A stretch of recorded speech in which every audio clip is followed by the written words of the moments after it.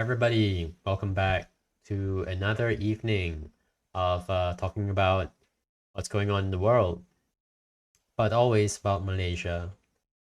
Okay, today we're going to talk about something really exciting: corruption. Everybody loves it. Okay, just in the news, former Federal Territories Minister, what's his name, Tengku Adnan, was given a something called a discharge not amounting to an acquittal in his corruption case. He's accused of taking 2 million ringgit from a property developer, and that is not allowed, when you're a civil servant. So he was charged with that, and it seemed a pretty clean-cut case. The property developer confessed to giving Tengku Adnan a check for 2 million ringgit payable to Tengku Adnan's company. So super clear-cut. But then the prosecution gave a discharge not amounting to an acquittal, citing new developments. This, of course, was super controversial, and even Credit Suisse, the huge Swiss bank, had to weigh in and say that this was the third clear-cut public interest case that was dropped. It is impossible to prove that a phone call has been made, but it is no secret that any fragile coalition government will have to keep doing backroom deals to stay in power.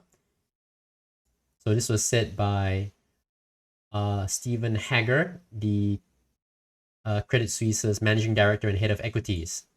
So, reportedly this was made in an internal company email. So, is Stephen Hager correct? Is this some kind of backroom dealing where phone calls were made and shenanigans have taken place? Of course, I'm super concerned about this, and now I will share with you the fruits of my research into this.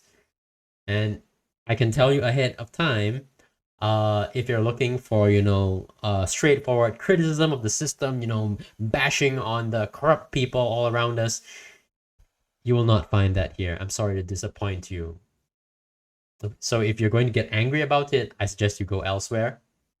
But what I want to do is try to look at it as objectively as possible and see where the evidence takes us.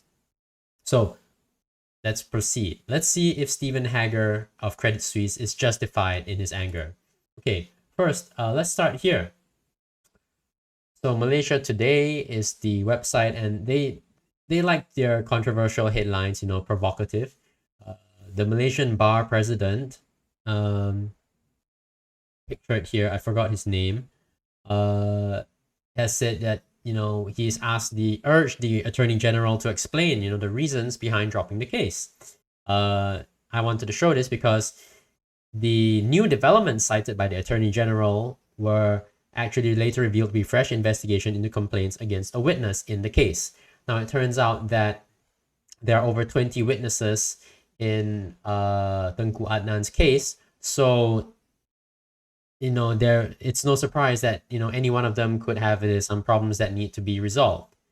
Here we are. Salim Bashir is the president of the Malaysian Bar. Sorry, Salim, I forgot your name just now. So they have called for answers from the Attorney General's chambers. And look, it doesn't matter which side of the political spectrum you fall on, or even if you're not Malaysian. And I know I have Singaporean friends watching this. This is positive. You see, this is a healthy system at play where the bar, is engaged, involved, and not afraid to stand up and call for an explanation from the Attorney General. I think this is the right thing. Moving on.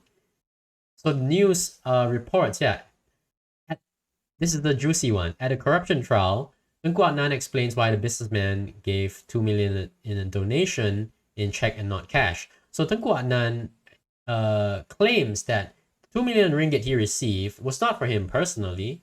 It was a donation to his party. A political donation to UMNO for its expenses in the June 2016 by-elections of Sungai Besar and Kuala Kangsar.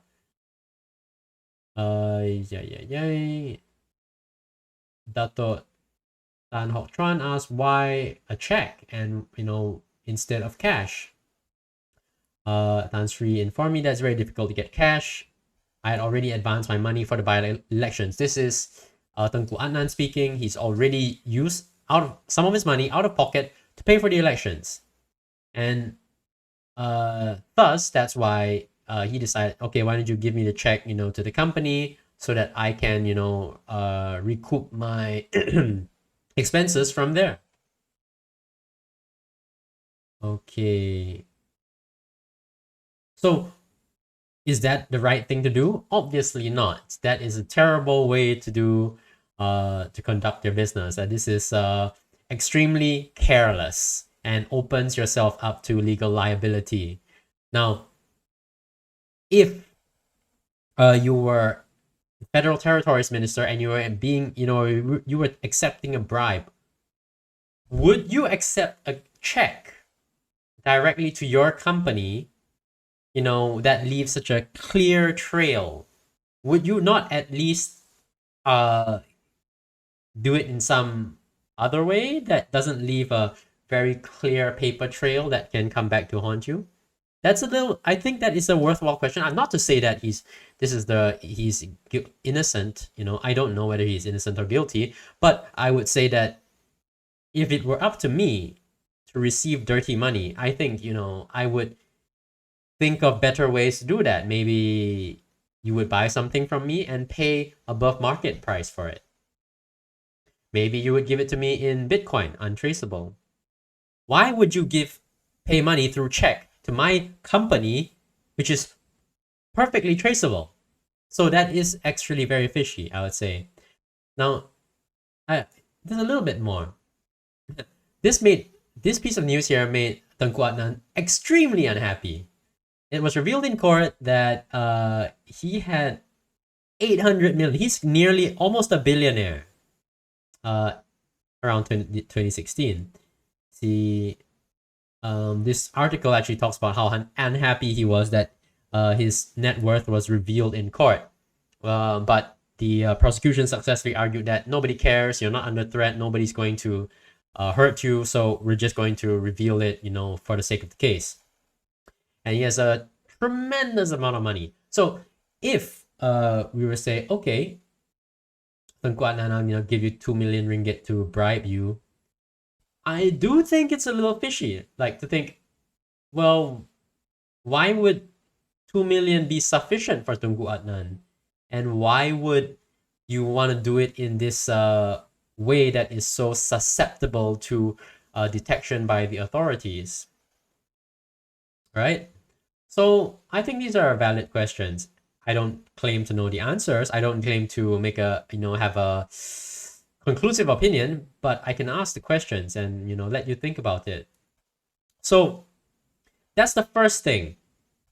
Credit Suisse managing director Stephen Hager also said there were 3 cases in total, and we'll go through them.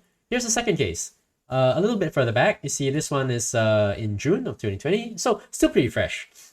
Musa Aman, he is the former chief minister of Sabah. Sabah is a big state in Malaysia, very rich in natural resources, and he has been accused of benefiting from his position, probably giving logging contracts, that sort of thing. So his charges were dropped, and once more, the Attorney General is under the microscope because he has been accused of being corrupt for a pretty long time. So, surely, there would be it has to be a very good reason for ignoring all, like what probably is a mountain of evidence. Well, let's take a look. It looks here that, whoa, these are pretty flimsy reasons when you look at it. Dropped because the witnesses are unavailable. You can't get documentary evidence from Hong Kong. And then there's a decision from the ex-Attorney General Abdul Ghani Patail. So let's see.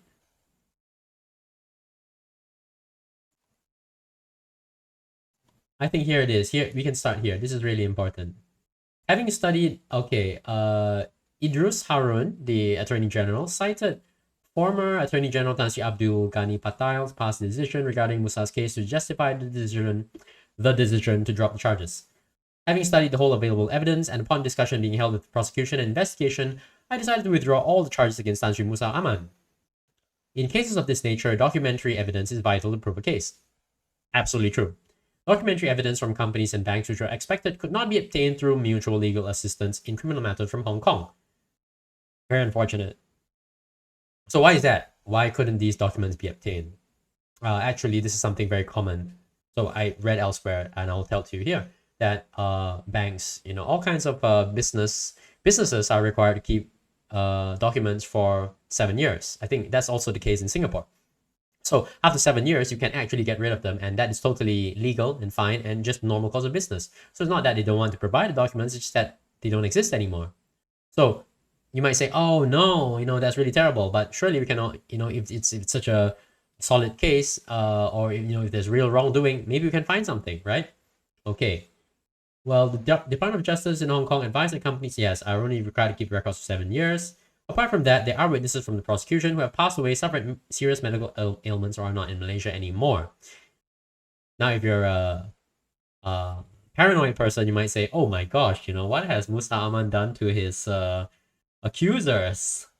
But it's not really that sinister. As I understand it, Musa Aman is not the current chief minister. He was chief minister years ago.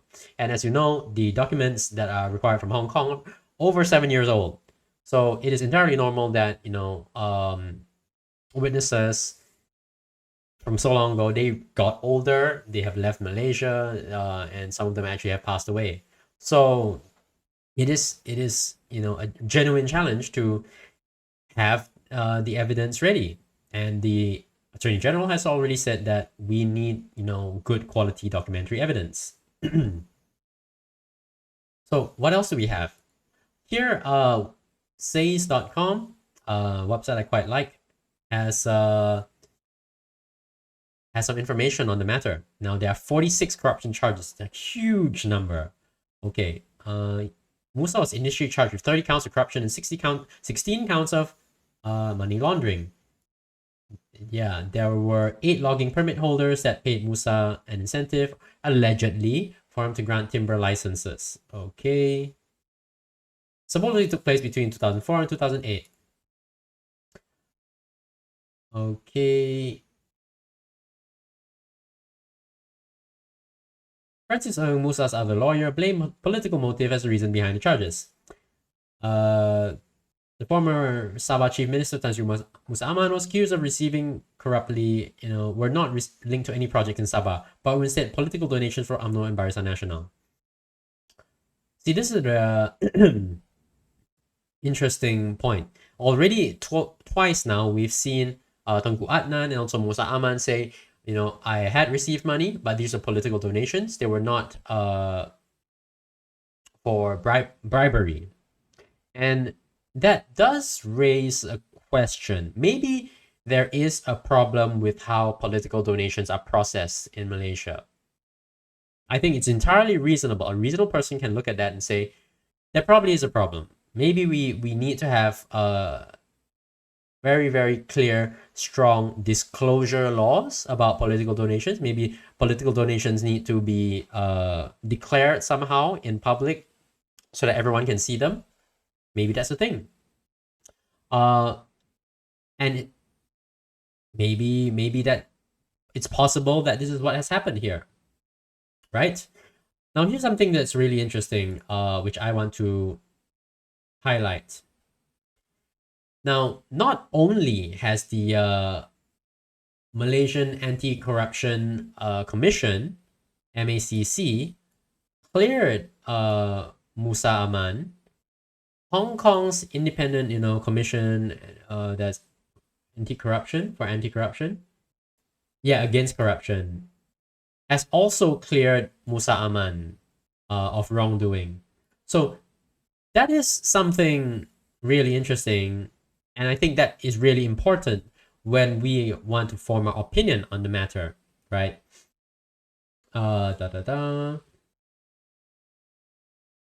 Let's see now.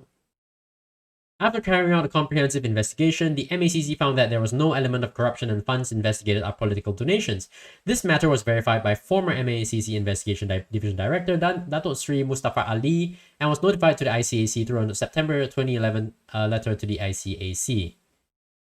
After carrying out comprehensive investigations, the ICAC had issued a letter dated December 22nd, 2011 to our clients and stated that investigation on our client had completed and no further action would be taken against Tan Sri Musa Ahmad.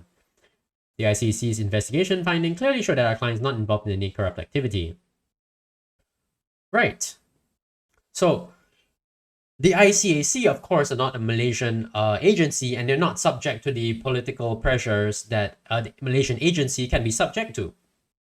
And the ICAC, in the course of conducting their business, if there's corruption involving Hong Kong banks, they would want to investigate that. But having cooperated with the Malaysian MACC, they're perfectly happy to sign off on clearing Musa Ahmad. Say like, we have complete our investigation, and we have no problem with it. So, again, right at the start of this video, Credit Suisse's managing director felt that, hey, this is very fishy. Like 3 high-profile corruption cases that did not result in a conviction. What's going on? Perfectly valid, perfectly legitimate to ask the question. But we're at the second case right now, and so far, at least for me, I'm looking at it, and I'm someone who wants to believe that bad things happen. Bad people, there are bad people, and I want to see them convicted. But looking impartially at the evidence, it seems that it may have been perfectly fine. So, we'll go to the last one now, and perhaps this is the biggest one of all. Riza Aziz, the man you see here, is handsome man, is the stepson of the most famous Wolf of Wall Street, sort of. Dato Sri Najib, former Prime Minister of Malaysia, and stepfather to Riza Aziz, all of them facing corruption charges. So Riza Aziz was granted a discharge not amounting to an acquittal. Oh, sorry, I forgot to say that Tengku Adnan, as I understand it, he's given a discharge not amounting to an acquittal. So, subject to the completion of the investigation of the witness complaint, this case could yet resume. So, he's discharged, he's not acquitted. If any changes whatsoever, the prosecution can come right back and say, I'm hauling you back to court to continue this case. So right now, just pausing it while they investigate the complaint with the witness. Riza Aziz has a similar deal going on.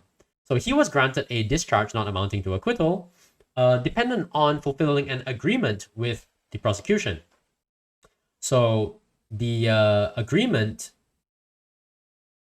was not revealed publicly, but there was a statement given to the public. An agreement has been arrived between the prosecution and accused, under the terms of which the federal government will receive a substantial sum running into several million ringgit. They make it sound very little, but I think it's actually a lot of money.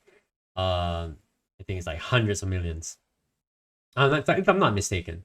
The sums have direct reference to the subject matter of the charges framed in this case. So they're closely related. The accused has throughout this process received adequate and competent legal representation. As a consequence of the agreement arrived at, the charges framed against the accused will not be proceeded with for the present. So just for now, pending the completion of the agreement. The prosecution, with the consent of the accused, now respectfully moves the court for an order of discharge not amounting to an acquittal. If there is satisfactory completion of the agreement, then appropriate steps will be taken to ensure that the accused obtains a full acquittal. But if there is no satisfactory completion of the agreement reached, the prosecution reserves its right to reinstate the charges and to prosecute the accused to the full limit of the law. So, what does this mean? In short, it means Riza Aziz has got to pay back a large amount of money, which came about, through the illegal, activities that he's undertaken, and As I understand it, there was also a fine, which is not mentioned here. They call it a compound. So he's levied a compound and also instructed to return all money. If you don't pay up on the compound or you don't return the money, then we will resume, our case against you and you will go to jail. And look here, here's an update, October 21st. Riza Aziz complied with prosecution's terms on money laundering charges. 5 counts of money laundering, not amounting to 248 million US dollars. He has substantially complied with the terms. The Department of Justice of the United States has to effect the sale of properties in the US and send the proceeds to the Malaysian government, said a source with knowledge of the matter. Always very fishy, when you have anonymous sources. But fortunately, we can take it for what it is. It is a claim. We don't know for sure that that is the case because we haven't received no news on this, from the official channels. Okay. So, I was also curious about how much was the money that was the compound that was levied on Riza Aziz. So according to this website, Stringer News, the Anti-Money Laundering Act says that authorities may accept the compound not exceeding 50% of the maximum fine of the offenses committed. So when he's charged with 5 counts of money laundering, and each of them, each carry a punishment of maximum 5 million ringgit or maximum 5 years jail. So 50% of that would be 2.5 million. And if you charge him to the fullest extent, 5 times 2.5 will be 12.5 million ringgit. So that is the range we're looking at, all right, of the fine that he is the compound that is to be levied against him.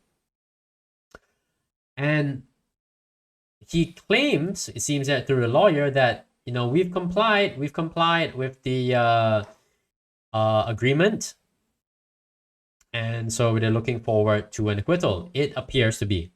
The Justice Department of the United States, seems to have good things to say about the case moving forward, saying that we've recovered more than 60 million involving Malaysian Sovereign Wealth Fund, 1MDB. And that doesn't sound like much, but actually that is the latest in an effort that has recovered nearly $1.1 billion in assets associated with 1MDB, the largest recovery to date under the department's Kleptocracy Asset Recovery Initiative. And that is terrific news. So I'm pretty sure that the Riza Aziz case is related to this, and I think this is a good progress. Now, this is the one that is a little different from the previous 2 cases. Someone could look at the Riza Aziz case and say, I am not satisfied with what has happened. It is not enough that Riza Aziz pays back the money that was stolen from Malaysia. He should be punished, and firmly, for his role, and that he should go to jail. He should see jail time. And I would understand that argument. In fact, I support that argument. I am not satisfied to see him have pay money and then get off scot-free. Right? So, but that being said, was justice carried out here? Was the law carried out? It looks to be the case. He was caught. Charges were known. The amount of money lost was known. And he was told to assist in the recovery of the money. And from what I have read, I've read around here and there, it seems that all the money, everybody knows where the money is. Like once someone like, Najib is out of power and we have a chance to look at all the financial transaction records, we know where everything went. So we're going to get it back. Then subsequent to that, what is the punishment? So according to the law, you can have this, you can make a deal, you can strike an agreement, and then recover the money but also levy a compound, a fine. Will it lead to jail time? Don't know. But was it following the letter of the law? Appears to be so. I'm not a legal expert. I'm not a lawyer. Not trained at all. But as a layman looking at what has transpired, I'll say it follows the letter of the law. I may not like it, and I don't. But I can acknowledge, I can see that it follows the letter of the law. And in the case of, again, just to wrap things up, Musa Aman, the evidence, the documentary evidence was not there anymore. People had died. And the MACC and ICAC had both cleared Musa Aman of wrongdoing, which I also find satisfactory. Maybe I wouldn't trust the MACC, the Malaysian Anti-Corruption Commission on its own, but with the involvement of Hong Kong's ICAC, I might say, okay, you know what, I can trust that. And then once more, with the one that started it all, Tengku Adnan. So he was granted a discharge not amounting to an acquittal. I know that he's a super rich man. I know that 2 million ringgit really doesn't get him out of bed in the morning. I know that it was done in a very clumsy way that suggests, it wasn't entirely thought through. Like it wasn't something that, he carefully carried out in order to evade the law. And also, and I think this is really important, nobody, through all the news that I read, had ever proposed a quid pro quo. That is, what was the 2 million for? What was the property developer trying to get out of Tengku Adnan? Because that is crucial. If you can charge and convict him for, accepting money when he shouldn't as a civil servant, yes.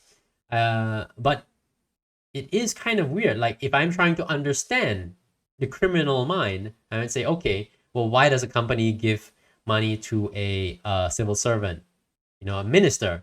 Because I want something in return. I want contracts. And in nowhere did anyone even speculate what contract that might be. So for that reason, I think, maybe there genuinely was not a problem with that. So that's my take. All three, totally reasonable. Totally reasonable. And so Credit Suisse and, whatever other agencies that look at these cases and saw corruption and saw, a broken system, I'd say that maybe they're not looking at it correctly. And I think that they can be wrong. Why wouldn't they be wrong? Because I think that many people, myself included, want to see what we want to see. And we may not be actually looking at the evidence either, one way or the other. So I hope that, just by doing this exercise once more,